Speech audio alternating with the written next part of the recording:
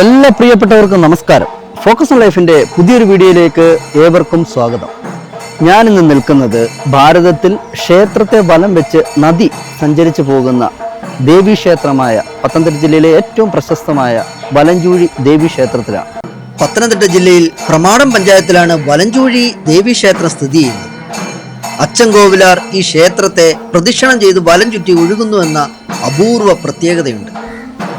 ഈ ക്ഷേത്രത്തിന് 3 വശവും ചുറ്റി നദി ഒഴുകുന്നതിനാലാണ് ഈ പ്രദേശത്തിന് വലഞ്ചൂഴി എന്ന പേര് ലഭിച്ചത്. ഒരു നദിയുടെ 2 വ്യത്യസ്ത ദിശകളിലേക്കുള്ള പ്രവാഹം ഒരു സ്ഥലത്തു നിന്ന് തന്നെ ദർശിക്കാനാവുമെന്നത് മനോഹര കാഴ്ചയാണ്. ഈ ക്ഷേത്രത്തെ വലം വെച്ച് കിഴക്കോട്ടും പടിഞ്ഞാറോട്ടും ഒഴുകുന്നു. വിപരീത ദിശകളിലേക്ക് ഒഴുകി ശക്തമായ ഗാന്ധിക മണ്ഡലം സൃഷ്ടിക്കുന്ന ഈ ആധ്യാത്മിക കേന്ദ്രത്തിൽ ധ്യാനം, ഭജനം എന്നിവയ്ക്കായി നിരവധി ഭക്തരാണ് ദിവസവും എത്തിച്ചേരുന്നത്. 1000-ൽ പരം വർഷം പഴക്കമുള്ളതാണത്രേ മൂലപ്രതിഷ്ഠ. കൊടുങ്ങല്ലൂർ ദേവീക്ഷേത്രത്തിൽ നിന്നും ഒരു യോഗീശ്വരൻ എത്തിയ ശേഷം കുടിയിരുത്തിയ ദേവീ ചൈതന്യമാണ് വലഞ്ചൂഴി ഭഗവതി. കൊടുങ്ങല്ലൂരിൽ നിന്നും കൊണ്ടുവന്നതായി വിശ്വസിക്കുന്ന വാളും ചിലമ്പും ക്ഷേത്രത്തിൽ സൂക്ഷിച്ചിട്ടുണ്ട്. ഭക്തിപുരസരം വിളിക്കുന്ന ഭക്തർക്ക് ദേവി ആശ്രയമായതിന്റെ നിരവധി അനുഭവങ്ങൾ ഇവിടെ വരുന്നവർക്ക് പറയാനുണ്ട്. നിബിദ്ധമായ ക്ഷേത്രക്കാവിൽ നിരവധി അപൂർവ ഔഷധങ്ങളും ഇഴജന്തുക്കളും പക്ഷികളും സംരക്ഷിക്കപ്പെട്ടിരിക്കുന്നു. നയനാനന്ദകരമായ ഈ പ്രദേശം പുറം ലോകത്തിന്റെ തിരക്കുകളിൽ നിന്ന് ഒഴിഞ്ഞ് അല്പസമയം സ്വസ്ഥമായിരിക്കാൻ പര്യാപ്തമാണ്. മകരമാസത്തിലെ ഭരണിനാളാണ് ഇവിടുത്തെ തിരുനാൾ.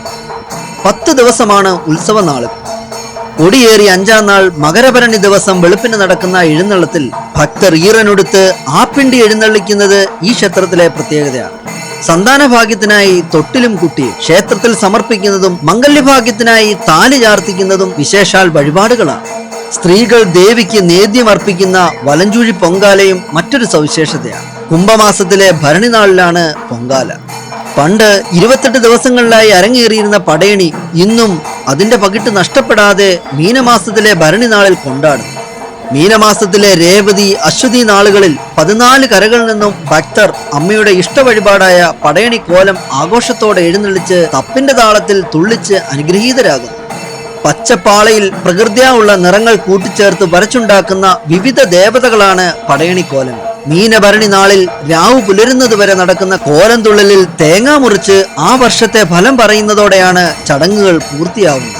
ഒരു കാലത്ത് ക്ഷേത്രത്തിന്റെ വകയായി ഉണ്ടായിരുന്ന നിലങ്ങളിലെ വിഭവങ്ങൾ ഉപയോഗിച്ച് നടത്തി വന്നിരുന്നതായ ഭരണി സദ്യ ഇന്നും വിപുലമായി കൊണ്ടാടപ്പെടും. മേടമാസത്തിലെ ഭരണി നാളിൽ നടത്തപ്പെടുന്ന ഭരണി സദ്യയിൽ ദേവിയോടൊപ്പം ദേവീ ദേവതകളും എത്തുമെന്നതാണ് ഭക്തരുടെ വിശ്വാസം. ഉദ്ദിഷ്ട കാര്യസിദ്ധിക്കായി ഈ ഭരണി സദ്യ വഴിപാടായും ഭക്തർ നടത്താറുണ്ട്. പൗർണമി നാളിൽ ഈ ക്ഷേത്രത്തിൽ ഭജനമിരുന്നാൽ ആഗ്രഹ സാഫല്യം ലഭിക്കുമെന്നാണ് ഭക്തർ അനുഭവങ്ങളിലൂടെ പറയുന്നത്. സർവരോഗ നിവാരണിയായ അമ്മയുടെ തിരുനാമം ഉരുവിട്ടുകൊണ്ട് ഭജനമിരിക്കുന്നതാണ് പൗർണമി ഭജനം. വിഷു ദിവസം അച്ചൻകോവിലാറിന്റെ തീരത്ത് സ്ഥിതി ചെയ്യുന്ന മറ്റ് 2 ക്ഷേത്രങ്ങളിലെ ദേവതമാരായ താഴൂർ ഭഗവതി, കൊടുന്തറ ശ്രീ സുബ്രഹ്മണ്യസ്വാമി എന്നിവരോടൊപ്പം കൊടുന്തറ ശ്രീ സുബ്രഹ്മണ്യസ്വാമി ക്ഷേത്രത്തിലെത്തി പുലർച്ചെ വിഷുക്കൈനീട്ടം വാങ്ങിക്കൊണ്ട് മടങ്ങിപ്പോകുന്ന സങ്കല്പം ഇന്നും നടന്നുവരുന്നു.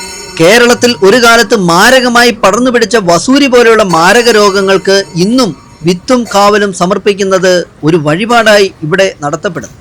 സർപ്പദോഷ പരിഹാരത്തിനായി തുലാം മാസത്തിലെ ആയില്യനാളിൽ 100 പാലും വഴിപാട് ഭക്തർക്ക് ഏറെ വിശ്വാസദായകമാണ്. 14 കരകളിലായി നിവസിക്കുന്ന അമ്മയുടെ ഭക്തരെ സന്ദർശിച്ച് പറ സ്വീകരിക്കുന്ന പതിവും ക്ഷേത്രത്തിലുണ്ട്. അൻപൊലി, നാണയപ്പറ തുടങ്ങിയ വിശേഷാൽ വഴിപാടുകളും നടത്തപ്പെടുന്നുണ്ട്. പത്തനംതിട്ട പട്ടണത്തിൽ നിന്ന് 3 കിലോമീറ്റർ ദൂരത്തിലാണ് ഈ ക്ഷേത്രം സ്ഥിതി ചെയ്യുന്നത്. ഈ അമ്പലത്തിന് ചുറ്റും കൂടി അച്ചൻകോവിലാർ ഒഴുകുന്നത് ഒരേ നദിയുടെ വിപരീത ദിശയിലുള്ള പ്രവാഹം ദർശിക്കാൻ പറ്റുന്നത് ഇവിടെ മാത്രമാണ്. ഇതിനു ചുറ്റും പുരാതന കാലം മുതലേ നദി ഒഴുകുന്നത് കൊണ്ട് ഇതിന്റെ വശങ്ങൾ പലതും ഒഴുകിപ്പോയിട്ടുണ്ട്. പക്ഷേ ഇപ്പോൾ ഈ ക്ഷേത്രം വെള്ളപ്പൊക്കത്തിൽ നിന്നും മറ്റും സംരക്ഷിതമാക്കിയിട്ടുണ്ട്. ഈ സ്ഥലം ആദ്യകാലത്ത് ഒരു വനമായിരുന്നു. ക്ഷേത്രത്തിന്റെ അടുത്ത് തന്നെ ഒരു സർപ്പക്കാവ് സ്ഥിതി ചെയ്യുന്നു. ഇവിടെ പ്രകൃതിദത്തമായ ധാരാളം സസ്യലതാദികളും ഇഴജന്തുക്കളും ഉള്ളതായി കണക്കാക്കും. ലൈഫിനെ ഫോക്കസ് ചെയ്യുന്ന എന്റെ ഈ ചാനൽ ഫോക്കസ് ഓൺ ലൈഫിന്റെ എല്ലാ പ്രിയപ്പെട്ടവർക്കും ഹൃദയം നിറഞ്ഞ നന്ദി രേഖപ്പെടുത്തുന്നു.